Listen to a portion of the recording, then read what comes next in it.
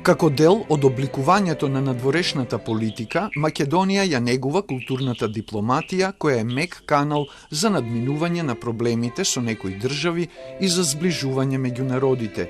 Но потребно е зголемување на координацијата и поддршката на државните институции при презентацијата на нашите културни вредности и уметнички проекти во странство. Ова го кажа председателот на дипломатскиот клуб од Скопје на денешната панел дискусија во галеријата Остен. Да се подобри вмрежувањето помеѓу уметниците и нашите дипломатско-културни представништва, особено во оние земји каде што нема културно-информативни центри, и секако да се работи на дефинирањето на една подолгорочна стратегија за улогата на културната дипломатија и нејзиното место во надворешната политика на нашата држава.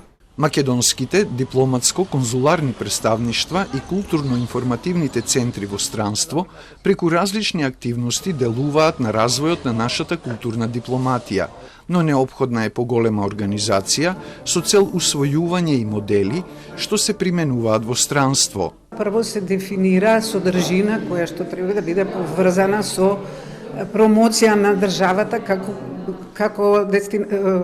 како туристичка дестинација. После тоа се организираат разни собири, случувања кои што со земјата домаќин може да се соработува, па се нуди логистичка поддршка како сали и така натаму.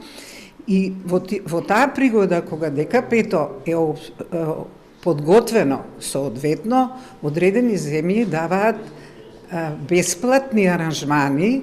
Во културната дипломатија неспорна е улогата на уметникот поединец.